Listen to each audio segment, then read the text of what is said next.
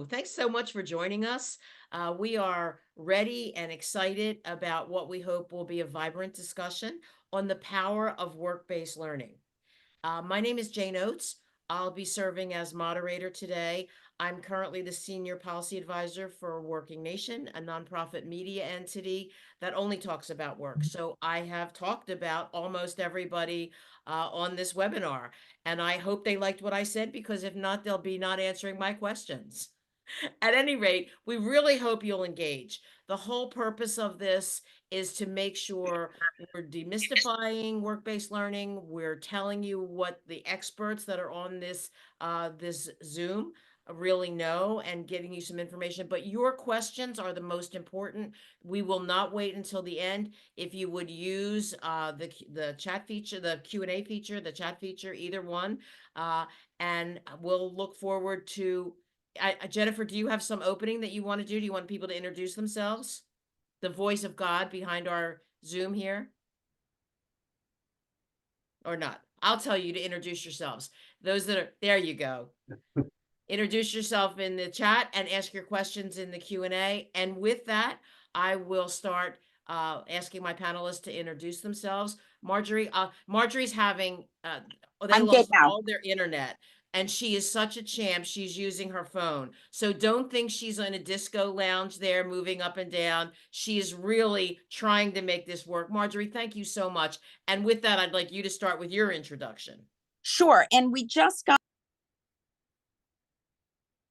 It looks like they just got their internet back. So I'm going to move away from Marjorie and ask Jason to introduce himself. And we'll go back to Marjorie when she gets back on. Hello, everyone. Jason Tishko, Senior Vice President at the U.S. Chamber of Commerce Foundation. I oversee all of our various workforce programs. For those of you that might not be familiar, the U.S. Chamber is the world's largest business federation. We represent over 1,500 state and local chambers of commerce, collectively have a reach of over 3 million firms. But I'm here today representing the foundation side of our house, which is our nonprofit affiliate that has a social impact mission. And we're all about aligning the education and workforce system with the needs of the economy and employers. Great. Thank you, Jason. Marjorie, welcome back. We'll go back to you. But you're on mute now. And it wouldn't be a webinar without someone on mute. Exactly. Thank you. Sorry, our internet is back up, so I'm here. I'm Marjorie Haas. I'm the president of the Council of Independent Colleges. I came to this work after a career in independent higher education, beginning as a faculty member and then moving into a variety of different positions, and eventually twice serving as president of two different colleges.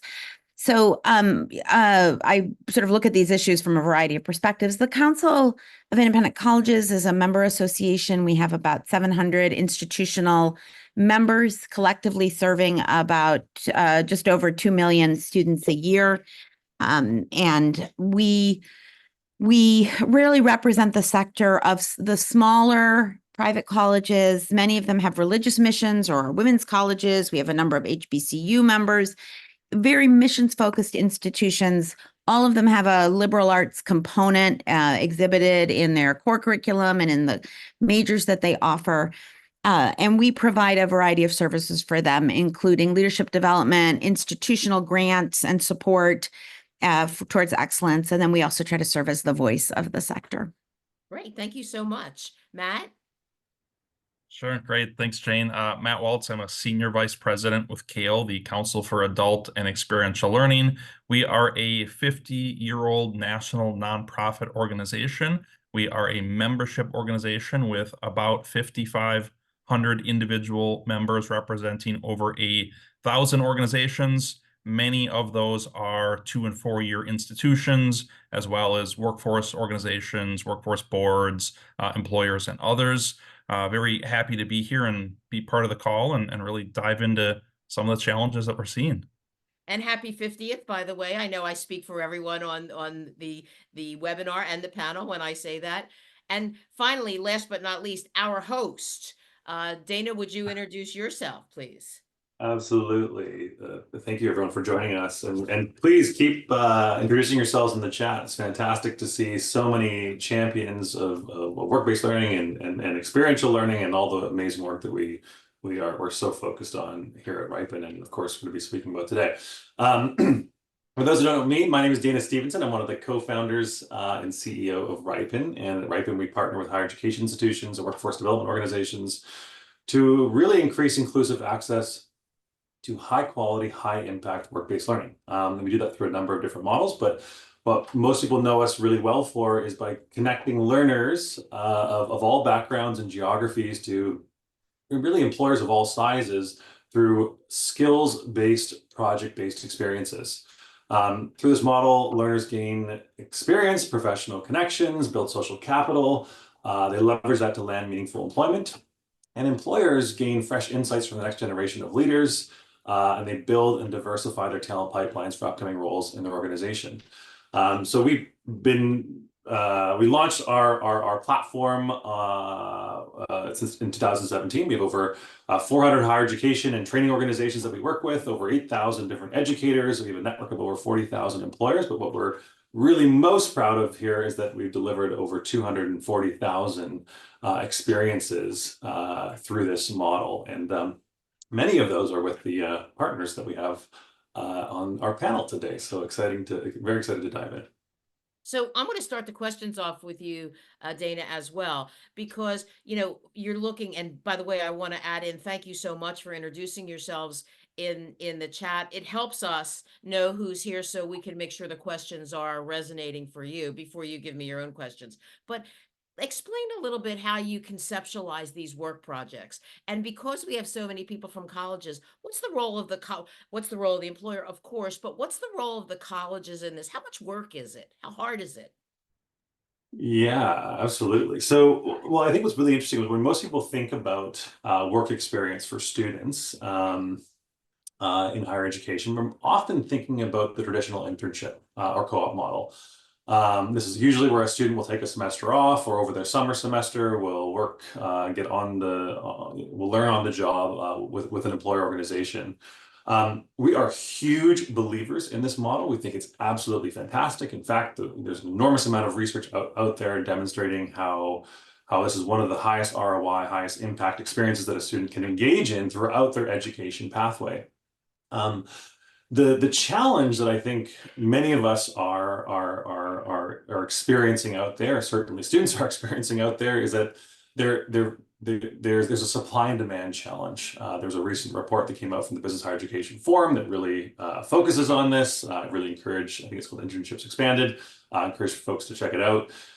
So there's no shortage of demand from students. I think we all see that, we all experience that, but there's often not necessarily enough supply from the employers. And so the way that we sort of look at this is, and I think many of our partners on this call and attending today really look at the work experience for a student as a continuum.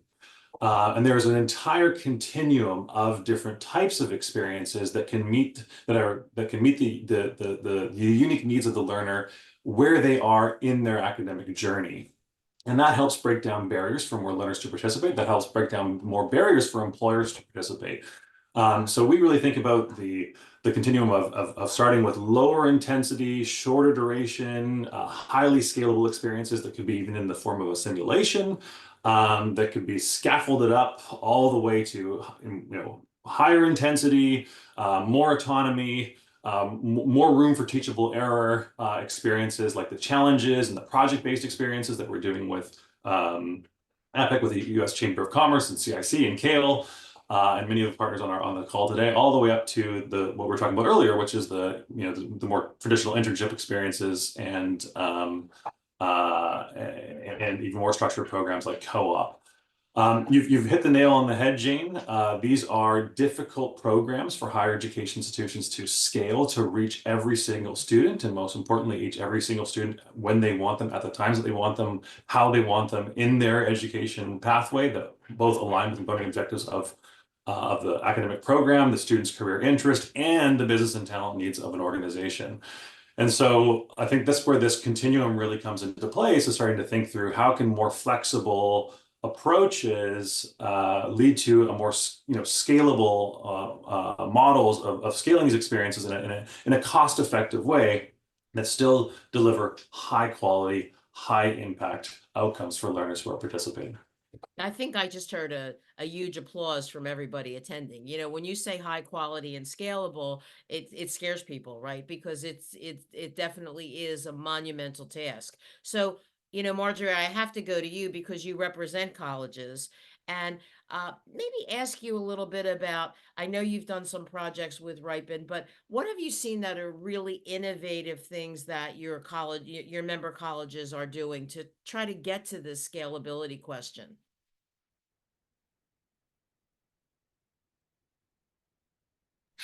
For us in our institutions, it's about scalability, but it's equally about access. And I think they're both really important. So, most of our institutions have robust internship programs or career shadowing programs. Again, as Dana was saying, a kind of scale of different experiences.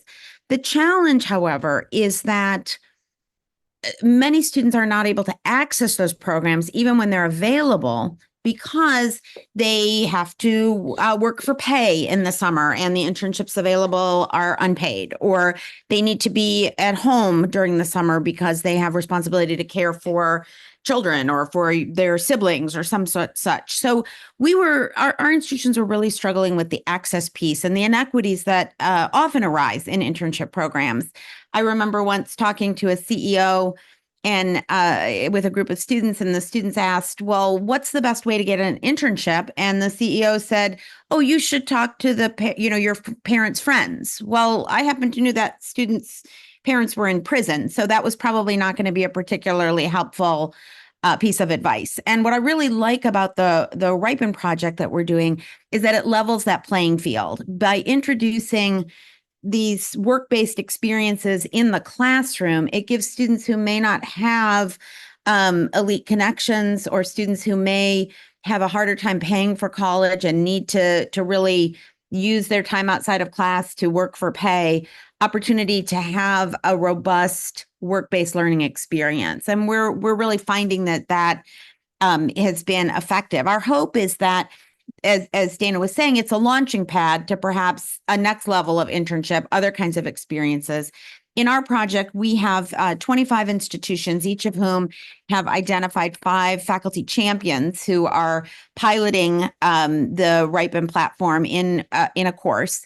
And so we're with the help of the Strada Education Foundation and Ascendium Education Group, we're able to not only launch this pilot, but we're able to bring Ithaca SNR in to do some full-scale research on just these questions. Does this help with access? Does this lead to the next level of question? And then ultimately, over time, does it increase persistence? Does it increase outcomes? So we're really excited about it. And it's been a really nice addition for our campuses to the suite of work-based learning kinds of opportunities that they're more used to offering.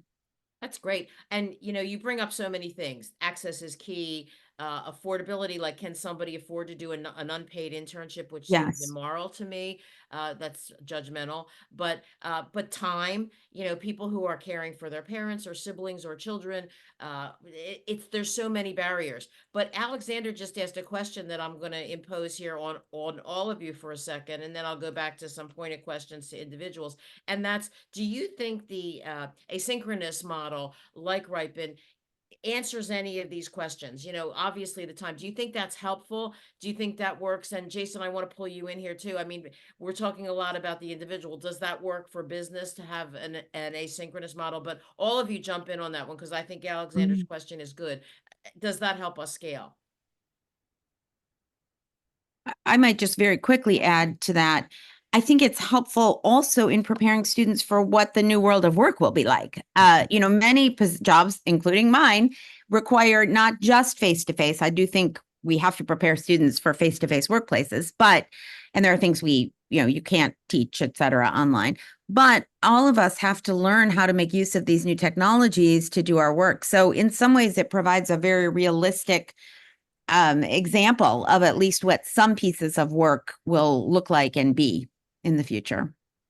Yeah, I'll jump in. I say I agree as well, and I think what the Ripen platform does is allow opportunities beyond what is available in the local community. So especially if it's a very rural community, maybe a small college that doesn't have a lot of connections to employers. This opens it up that that individual student or learner has access to employers all over, the U.S. or North America, and maybe different opportunities that wouldn't exist in those sectors of employment that are in those regions. It's a great point. Jason, did I see you wanting to come in on there, I hope? Yeah, just as far as the question around synchronous versus asynchronous, I think if the goal is to provide access to as many students as possible, and you're going to try to create north of 10 million experiences, you have to use asynchronous. And I think it would be a disadvantage to approach it where perfect is the enemy of good. And there's lots of different kinds of work-based and project-based learning experiences that can accomplish different things. And you need every tool in the toolbox if you're going to try to give everybody some kind of experience. You could always iterate and build upon it and make it better, but at least give somebody some experience. And there's a lot of projects that the business community engages in that does not require somebody to be in a physical location in front of somebody for the entire period of time. A lot of the work that is done in projects, done on your own time. And, if we're trying to prepare people for the future work experience they're going to have, there's going to be a lot of work experiences that are going to function very much like that. They're going to be asynchronous, team-based, and project-based. So the more you can start replicating that, that's going to provide a lot of advantages to those students who get those experiences. But of course, that doesn't need to also solve for some of those other things that only a place-based experience can solve for. So it's a both and approach, but definitely pull those asynchronous experiences in if you're not, because it could definitely build a lot of quality experience, but also help reach a lot more students than you would otherwise. Thank you. Matt, Dane, I'm sorry, do you want to add something there? Just to add really briefly, I'm huge. I think we're huge believers in the both and approach, and really, I think one of the parts of this question that's important to note is that there are asynchronous experiences where you're working with you're authentically engaging with an employer. So you might be working on the work on your own time, but then you have meetings with an employer. That's very much a ripened approach where you're building your social capital, you're building your professional connections. It's a more flexible project approach, so you can fit it around other life commitments, all the many of the barriers that Marjorie just pointed out. Other work engagements, but then there's also there are simulated experiences out there where you are working on a real employer, but you might not get to actually authentically engage with that employer. And again, when I speak about the entire continuum, we're huge fans of that as well. To Jason's point, if you want to reach millions and millions and tens of millions of students, having multiple delivery, models of delivery is extremely important. In fact, we are extremely excited when we have these partnerships where students are actually engaging in a simulation first before they have the chance to then go and authentically engage with an employer. So it really is a both, and we see that all the time. Thank you. And thanks again, Alexander, for that question. Matt, I want to dive in a little bit with you, because when people get a visual about creating and operationalizing work-based learning, sometimes in their mind they're thinking about an 18 to 25-year-old who's going for their first professional job. Nothing wrong with that. But you at Kale have been thinking about adults for 50 years, right? I mean, certainly prior learning assessment, you're the father, your organization is the father of prior learning assessment.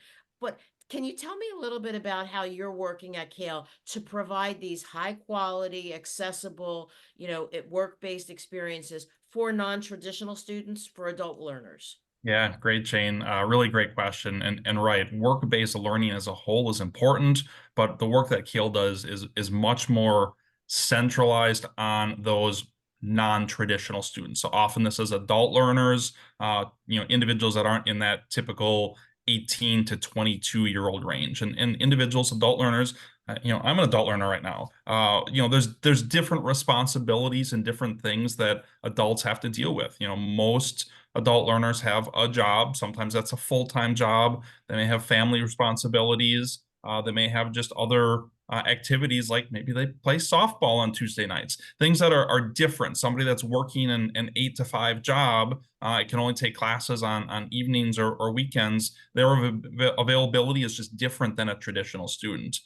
So as you mentioned, much of the work that Kale has done has been in this prior learning assessment, or as we now tend to call it is CPL, or credit for prior learning. And the focus on credit for prior learning is really on those real world learning experiences. So students would get college course credit for the hands-on, real world, real projects that they have completed, not necessarily while they are enrolled in school, which is what really differentiates CPL often from an internship or something along those lines. This could be activities that you've done over the last 10, 15, 20 years that really make, your learning relevant to that degree or that training that you are seeking. And we found out, our research has shown us that only 10% of college students actually participate in a credit for prior learning program. So schools and individual students actually have a lot of missed opportunity in that space. We talked a little bit about the costs for schools to offer work-based learning experiences. Well, the cost for CPL is almost nominal. Once these systems are set up, the whole idea is that you're giving credit for similar experiences. So if somebody has a certificate from the military or an industry recognized certificate, everybody having that certificate is going to receive the same credit. So you don't have to go through and reestablish that work. It's already in place. A couple of examples real quick here. We have a project that's a really wonderful 6-year, 5-region project that we're actually working with Ripen on. It's called Build Better Careers, and it's funded through the Truist Foundation, and it's with several local partners in each of those regions. And the whole idea is that we're creating pathways to high growth jobs in banking and financial services. And that project is going to serve more than 6,000 adult learners. So while we're excited about that, we have a couple of really larger scale opportunities. We've been doing work with SEMI Foundation, which is an arm of SEMI, which is the Semiconductor Association. And we've actually helped them to create an employment opportunities online platform. So it's not meant for people to connect to a job necessarily. It's really for them to learn about those opportunities and explore what education is needed for those different opportunities and how they connect with that. So again, it's a really good connection to Ripen and other work-based learning experiences. And then one last aside, while CALE has been around for 50 years, and most people, especially in that higher ed space, know who CALE is, they don't often know that we actually have 2 industry associations that we also run. One is EPSI, which is the Energy Providers Coalition for Education, and the other is NACTEL, which is the National Alliance for Communication Technology Education. So one with energy providers, one in telecom, both very, very important areas as we're trying to grow out our infrastructure here in the US. And talk about scale, NACTEL has enrolled 40,000 adult learners, and EPSI has enrolled more than 50,000 adult learners in the 25 years that those have been in existence. Matt, and I'm just guessing people can go to kale.org and get more information about this because Yes. look, even if you're in a traditional institution where your students are residential and 18 to 22, they have parents, they have aunts and uncles. You have people who work on your campus who don't have a bachelor's degree yet, so go there and get those resources. Thanks so much, Matt. Those were great examples. Yeah, definitely. Thanks, Shane. Jason, I'm going to come back and talk a little bit about what the chamber's doing, because I think sometimes the Chamber Foundation is the greatest kept secret in the world. People think of the chamber as an advocacy organization, which it is, but they don't know a lot about the Chamber Foundation. You have so many projects going on right now, and no joke here. I was going to say ripe projects, not ripe in projects. You have ripe in projects too, but projects that have been around for 5 and 10 years that are really scaling now around the talent question. Can you tell the people on the webinar a little bit about some of those and how they're dealing with work-based learning? Yeah, I'll give you a couple examples, but to give you a little orientation of how we're organized on the foundation side of our house, there's kind of 3 big pillars we operate in. One around closing partnership gaps with employers, another around closing data and technology gaps, and then yet another around finance gaps. And they're all related to work-based learning in one way, shape, form, or another, because you need those employer partnerships if you're going to really scale high quality opportunities with the private sector. You're also going to need to make sure you have a modernized data and technology infrastructure to better capture and document the learning that happens in those experiences and to make it shareable and actionable. But you also need to find ways of paying for this. So a little bit of everything we do touches on work-based learning, but two things in particular I want to call out is one, our talent pipeline management initiative, TPM for short. It's our 10-year anniversary for that one. And that's all about facilitating use of a change management framework to build high-performing talent supply chains. It really kind of gives you a new playbook for how employers engage and lead effectively in partnerships to really build the talent pipeline for their most critical jobs. Happy to go into a lot of stories there, but how it connects to this conversation is by giving employers a framework to better understand how to kind of close the skills gap for their most critical jobs and to really get the talent they need on time and at the level they need. They start thinking very differently about the role of work-based learning in it, because now it's not work-based learning for work-based learning's sake, or for them to kind of just have this one-time experience with one or a group of students, and we're not sure if that will ever get built on. But this is now leveraging work-based learning more tactically to advance the goals of the talent supply chain. So it's not just giving it to anyone, but saying we're providing priority access to these experiences, whether they're place-based, synchronous, asynchronous, but we're integrating it into a larger solution set where we're actually managing performance on the back end to know that we're getting qualified talent when we need it, where we need it. We're able to retain that talent. We understand the role of work-based learning in helping deliver that talent that we are so invested in. So that's one way of kind of getting to the ROI to the employer is don't just say, do it because it's the right thing to do, or trust us, you might eventually find someone that you might want to offer a job one day. But this is saying, no, if we're building you a talent pipeline and this is a partnership, we're now going to use work-based learning very tactically to make sure we are addressing competencies and experiences that are going to improve the qualifications of that talent that's likely going to end up in either your company or within the cohort of companies that's come together around that talent supply chain. The other initiative I want to call out is more specifically focused on scaling work-based learning, and it's the partnership we now have with Ripen. We launched an initiative called EPIC. It's one of our newest initiatives, stands for Employer Provided Innovation Challenges. And what we're trying to do there is really create a national, if not global, infrastructure for scaling up employer-led project-based learning. And we think that's important because a lot of the types of skills employers are looking for are students that can work effectively in a team to solve a real-world problem in a cross-functional, interdisciplinary manner. And that is a performance assessment, essentially. Now, I can integrate those performance assessments into a talent supply chain, or I could do them outside of it. So there's no wrong way in. If you just want to do more project-based learning and get that great employer experience, we're with you. If you want to integrate it into a larger talent supply chain solution, you could do that too. But imagine, if you will, we flip the script because most of the burden is on the folks that are on this webinar today. It's like, you want work-based learning, you want project-based learning, go get it. You need to go recruit all the employers. You need to put in all that administrative work. You need to keep them at the table. It's all on you.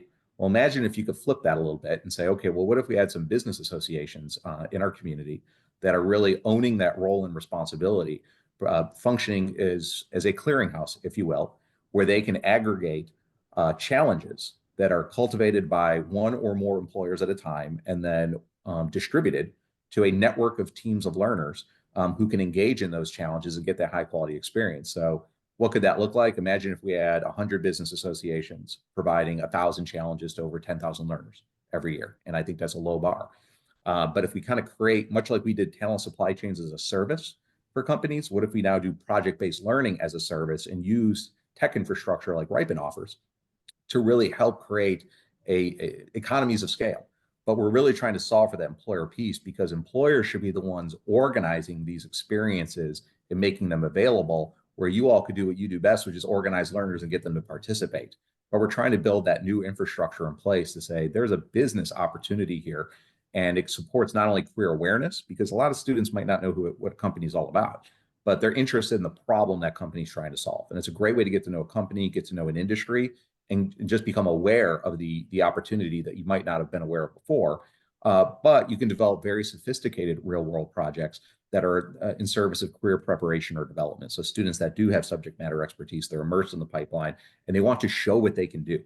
And those experiences can often stand out to employers in a very, very bold way, because now it's not just someone claiming they know something about a topic, but is saying, let me tell you about a few experiences I had where I solved problems for a company. I worked in a team. I could talk about my role in a team when we hit a wall, how we overcame that, the kind of solution we came up with, and how it was innovative.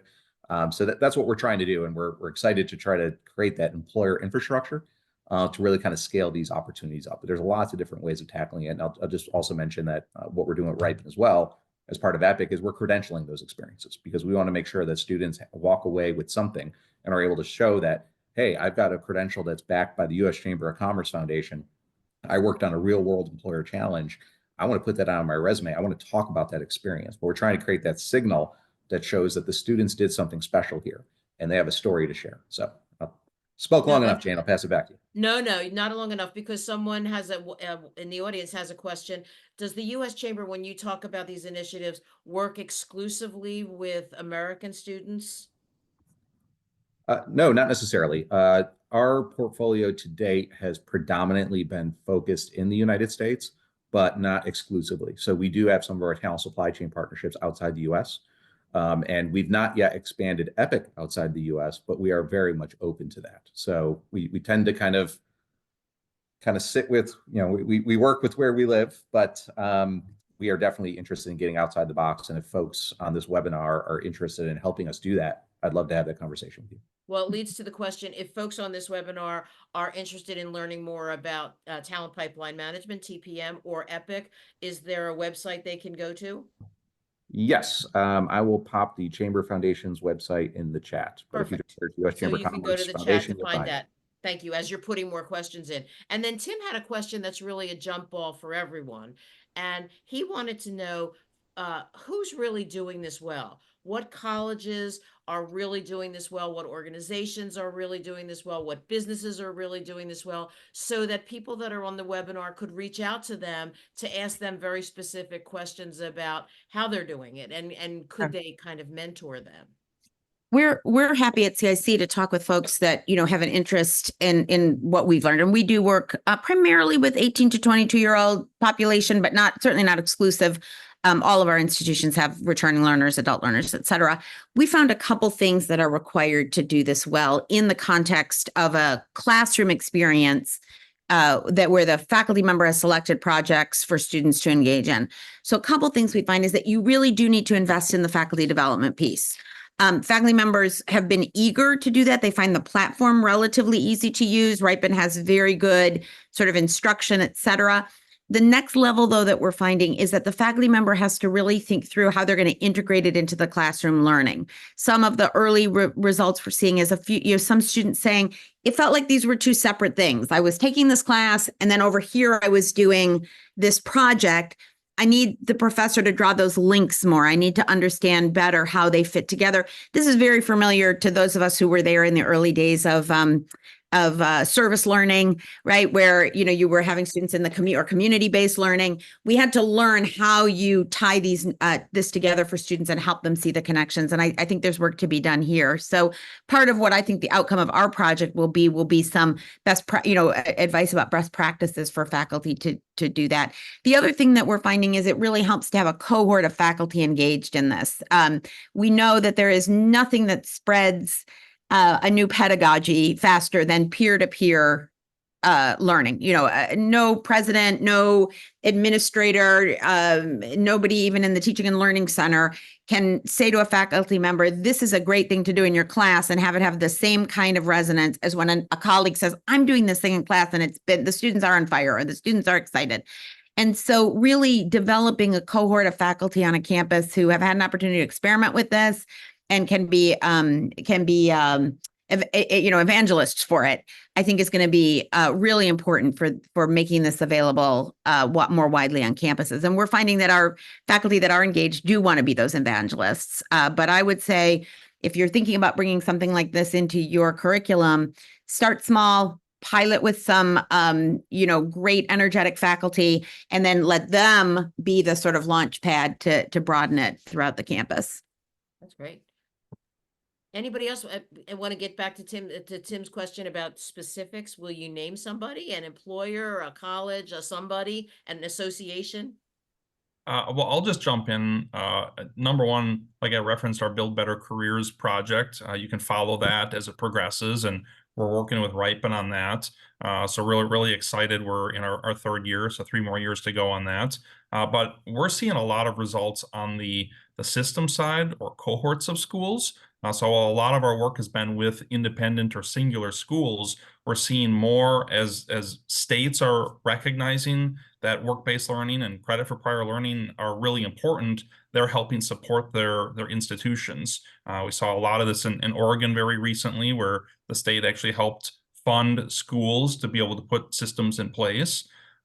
Recently, we worked with 9 community colleges in Virginia. And in our 2 years after our work with them, the institutions we worked with saw a 69% utilization rate or increase in credit for prior learning compared to the other institutions that we did not work with in Virginia. So very real world examples. We've also been very recently working with Indiana on its first ever statewide policy guidance, which actually goes beyond just talking about higher education, but actually how is credit for prior learning incorporated into workforce development boards and that connection between that workforce and higher education space. And same thing, the Delaware Department of Education just released its policy framework. So we are seeing more and more traction. It's a little frustrating. Again, we've been doing this for 50 years. So you'd think that everybody would have, work-based learning and internships and credit for prior learning in place, but the reality is it still seems to be a very new concept for many. Dana, will you add anybody? Because I'll add people. I mean, a live in-person panel I did for you, Bay Path in Massachusetts, Calbright Online in California, and Georgetown Continuing Ed School. All 3 of them raved about this experience. Calbright was pretty new when we did the panel, but Bay Path had been in for almost from the beginning. So if you know any of those 3, you can call people at those institutions. But Dana, I'll let you out somebody else. Well, I'll also mention Arizona State University is one of our flagship partners. They actually have a work integrated learning hub that you can check out online. They have the Work Learn Institute that you can check out online. Lots being produced there. Interestingly, most folks know schools like Northeastern and in Canada, University of Waterloo as very much focused on co-op, and co-op still is the main focus of the institution. But what many people may not realize is how much project-based learning they are doing. Northeastern in particular, last time I checked, I think 7,000 projects per year. Super high scale program, and really filling in the cracks and filling in the gaps and ensuring that no learner is left behind. Every learner gets an experience that will lead them to co-ops. And of course, like we were talking about earlier, many of our partner institutions are really realizing that if you want to increase internships and co-ops, one of the best and only ways left to really do that in a scalable way is to do more project-based experiences, because that helps make your students more employable, gives them the skills, helps them articulate those skills more to employers, but it also attracts employers who, instead of sitting passively on the sidelines waiting for someone else to give them an experience, they come in, they offer projects, and they quickly realize, wow, talent is everywhere. Project was a stepping stone for them to become an internship or entry-level employer of the university or college. So, Waterloo has a Northeastern have a lot of resources as well that I encourage you to check out. And Dana, I know what's that, the some of increase in the I'm sorry. conversation has been about very specific technical career paths. At our campuses, our faculty members are using these in a whole range of classes. We have dance classes, we have art classes, we have women's studies classes, beyond just business or computer science. And so that's really, really important. It gives the student the opportunity to, study in a broad-based way, come out not just with a specific set of career-based skills that may be obsolete in 5 years, but really learn how to learn deep critical thinking, broad-based humanistic learning environment, the sort of, gold standard of what we might want for young people. And at the same time, develop these very career-based focused skills. And so we've been excited to see, and part of what made us want to work with Ripen was that very question. We said, our students that are business majors, they have no trouble getting an internship, easy as pie, and they know they need one, et cetera. But what about our art majors? What about our literature majors? What about the dance major? Where is that student going to have an opportunity to really develop the kinds of skills that can translate to an employer after graduation? And this is has been a really perfect way to experiment with that. So it is also serving the important role, not only of giving the student experience, but helping the employer realize, wow, I should pay attention to these smart kids from these great liberal arts colleges with these interesting degree choices, because they actually turn out to be our best employees. Well, we don't want to live in a world without liberal arts majors. I Exactly. certainly do. You And know, it's as you never, can see, I like art. yeah, exactly. And it should never be a choice between deep learning and career preparation. We have to do both. And we also want to make sure that it isn't just rich kids that get to do both. That's right. And so the access piece is really important, because we want every student to be able to follow their heart and their mind during their learning opportunities and develop the kinds of skills that are going to launch them into a great career. And so the Ripen platform is helping our institutions fulfill that mission. Well, I'm going back to Ripen for a second because, Dana, one of the members of the audience had a question when they spoke to their Ripen rep. They brought up Lightcast skills. And Yeah. everyone might not be familiar with Lightcast, the labor market data integrator, but maybe you could tell them about how Ripen works with Lightcast. Oh, amazing. Well, I'm going to tell because Marjorie opened up the door on liberal arts and really thinking through how to help with both following your hearts and mind, finding your purpose, but also building the skills and the experience that are going to lead to employment and a lifelong career of learning. I'll tell a story that'll tie to that really quickly. So we were working with a psychology a professor, and he was really trying to figure out how to match his course to employers and offer students who might not be necessarily interested in the traditional psychology path how they can use their skills in other potential career paths. And so what we did, this is pre-Lightcast, we started looking at the skills that students were demonstrating and learning in that course. You had research, empathy, cognitive psychology, behavioral analysis, human-centered design, problem solving, critical thinking, communication, collaboration, ethical considerations, emotional design, and you're starting to really realize quickly there's an enormous amount of skills, and often what we hear from students is they don't know how to articulate that to an employer. But there's some impressive skills in these courses they're learning. And we started to realize, just as in this particular case, that a lot of those skills, and you might be catching on to this too, that a lot of those skills are actually what a product manager or a UI UX designer might use in their day-to-day work. So we quickly spun up a project that was redesigning a website app for better usability, and the companies started signing up in droves. The students got to conduct user research. They created user personas. They sketched out wireframes. They put a project report, and two amazing things really happened. One, the psychology students started realizing that their skills were extremely valuable beyond following the traditional psychology career pathway. And they started realizing that UI, UX, product design, this whole new area that they had never really even thought about was a potential career. But also very importantly, to Marjorie's point, is that all of a sudden the companies who are starving for talent, who want to diversify their talent pipeline, started realizing, oh my gosh, there's this untapped pool of students in psychology that can be engaging earlier on in their education pathway and being part of nurturing those candidates to potentially be involved in this particular area. And I it's another interesting point about this story, I think, is that if you put in AI today, you probably could have even increased that today that a project like that would probably even have build, prototype, and conduct usability testing, and even so much more, which those skills would have been relevant for. But to relate that back to the Lightcast example, is that we used to do that manually. We used to engage and talk and discuss with our partners how to extract those skills, how to design an experience, how to match those to projects that also had the skills extracted by a separate manual conversation with the employer. Now Lightcast does that automatically for us. So it's extracting the skills from the course syllabi, it's extracting the skills from the project that the business and talent needs from the employer, it's helping design them, and it's helping with the matchmaking. And of course, all of those skills are going to be validated by the employer. The employer is going to provide feedback on that. That's going to help the learner build up their portfolio to show that off to future employers. They're also going to be able to see that, how that maps out with labor market information.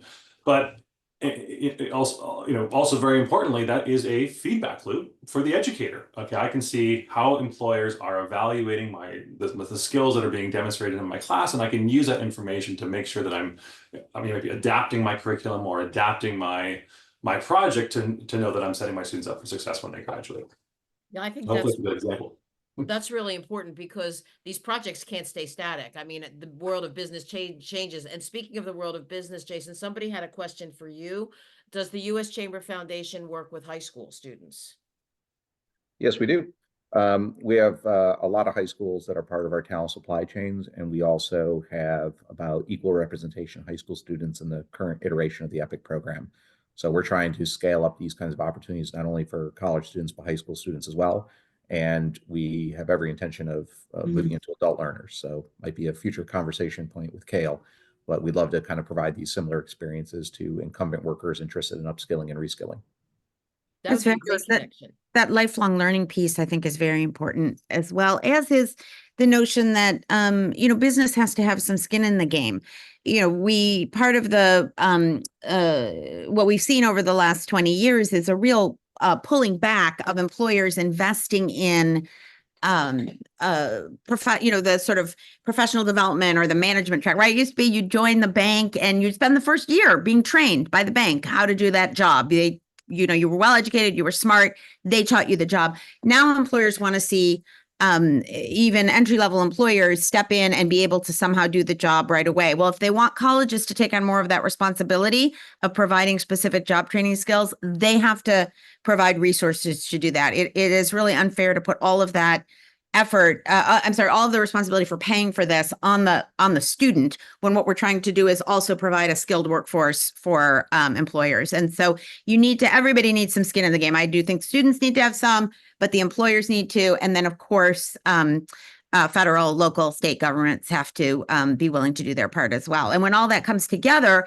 we then wind up with a system that's both affordable and fuels the economy. But if any one player sort of tries to back out of that and say, shouldn't be my responsibility, we're not going to be able to do this effectively. So I'd love Jason, you and Dana and Matt to talk a little bit about, in your experience, what is the skin in the game that employers have? Because I think it's a really good point, Marjorie. But I'd love to hear some perspectives about what are employers providing. Any of the three of you can start. I'd say there's always room to do more, but I do think it's a bit of a misconception that employers don't have skin in the game. Right. I mean, right now, even today, they invest over $30 billion in tuition reimbursement, which is more than we invest in Pell Grants. So there's a significant amount of money flowing from employers to higher education today directly.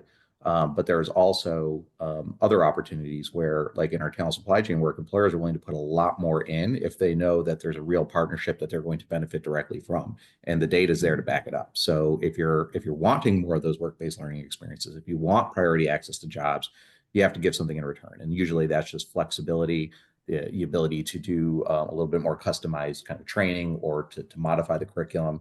We had one partnership in Kentucky using TPM back in the day where you had a maintenance program that was barely being used. Employers weren't hiring from it. It was out of a technical college, and we had a consortium of employers using our framework go in there and say, look, we can intentionally build a talent pipeline with you. These are the positions we need, but we need some changes. And the faculty member was very open to that. And they were able to go from a seat time based program to a competency based education program. They were able to get the students through the program in less than half the time than they would have beforehand. And the people were getting jobs at the end of it. And it took both sides saying, let's do something different, but we're all going to get something out of it. And now they had a program that was just knocking it out in terms of recruitment and participation. And they were getting people really good outcomes at less time and less cost. So there was something, it was a triple win. It was a win for the learner, it was a win for the employer, it was a win for the institution, and everyone's willing to put in more. once that trust has been established. So I think there's already a lot happening, but we could do a lot more, but it is going to require some intentionality and the willingness to give as much as you're going to get. I And that can be completely hard agree. for a lot of folks that don't want to be accountable to one or more employers because they feel like they're addressing a larger kind of labor market.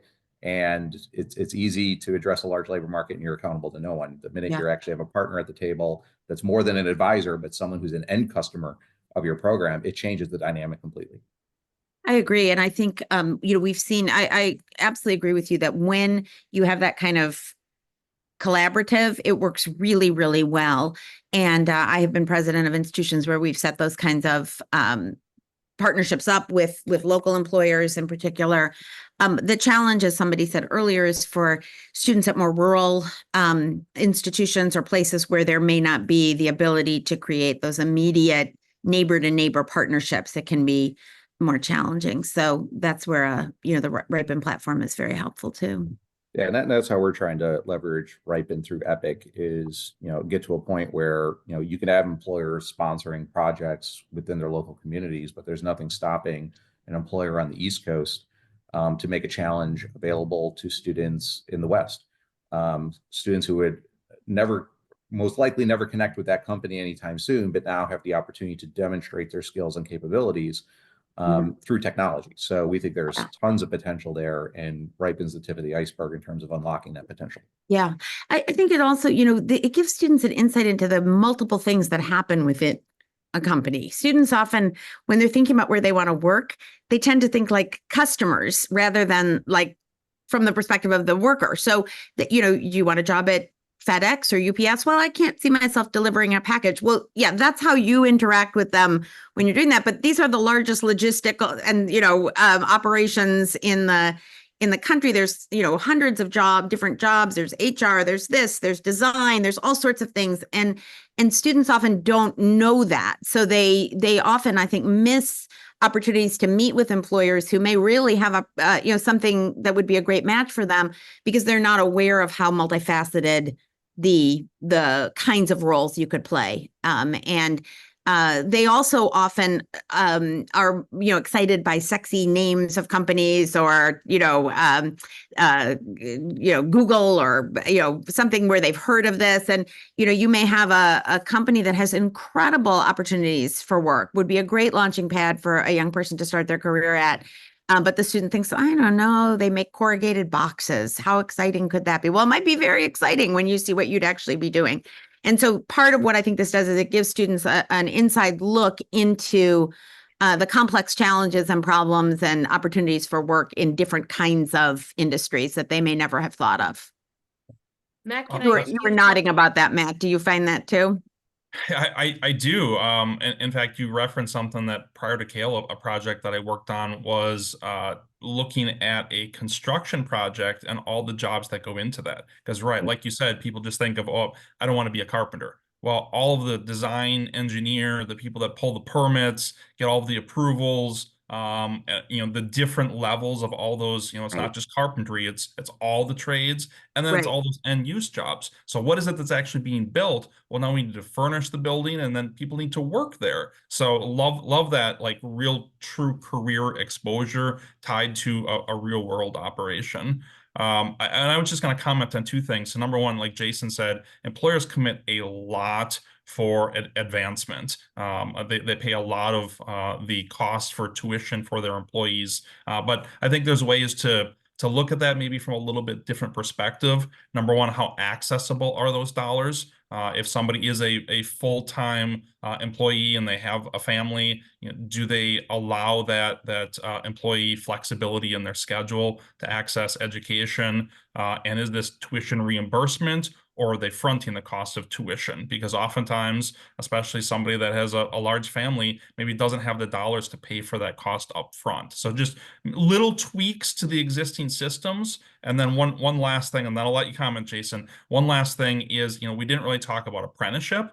And often we see apprenticeship is outside of traditional higher education. But one particular project we worked on with the Machinist Institute was actually aligning their apprenticeship program to an associate's degree, so that every single individual that completed their apprenticeship, they journeyed out, or they became a journey worker, they automatically received an associate's degree from one of their local colleges. So that really springboarded their opportunity if that individual at some point does want to continue their road down higher education. They already have a true associate's degree, not a technical diploma or some of the things that are in place. So I think there's more opportunity for that true education and employer alignment than what we're currently looking at. Dana, you want to comment on employers as we get ready to wrap up? Well, I guess I'll just mention a couple things really quickly. One of the things that we were really intentional about is how do we let our partners design the requirements for an employer to participate, and how do we help facilitate that as best as we possibly can, remove the friction, so make it as easy as possible for an employer to actually accept that. And because, to Jason's point, when you can leverage economies of scale, you can kind of flip the switch a little bit, because we actually have more employers launching projects than we do have students seeking experiences through or educators seeking experience through the curriculum embedded model. We actually have employers competing to work with the students. So employers will compete when an educator says, so the things that I guess an educator will often require from an employer is mentorship, a certain number of hours of supervision, training resources, access to customers, access to other employees, access to senior leaders. And these are all commitments that an organization will commit to make sure that this is an authentic learning experience that will align with the learning objectives of the course and set the students up for success at the end. And then, of course, they can commit to providing feedback and validating those skills and ensuring that there's continuous improvement going forward. And that is a relatively big investment, especially for smaller organizations. And that's where the technology platform can really play a big role. There were so many things that we didn't get to. I'm sorry. An hour went very quickly. First, I want to thank everybody in the audience for attending. You were amazing, really active. We answered many of your questions verbally, but also thank you, panelists, for answering them in the chat. And please know, first of all, thank you to the panel. Thank you to Ripen. But there's going to be a short survey sent to you. Please take a minute to respond to it. It is short because Ripen wants to do these things again, and our other partners would like to do similar things. All the people here, we want to know what worked for you and what didn't, so we can continuously improve too. Thank you very much. Hope you got something out of this, and stay in touch with these amazing people from CALE, from Ripen, from the U.S. Chamber Foundation, and from the Council of Independent Colleges. Thank you so much. Thank you. A pleasure Thank you, to learn from all of you. This was great. Thank you. Thank you, everyone.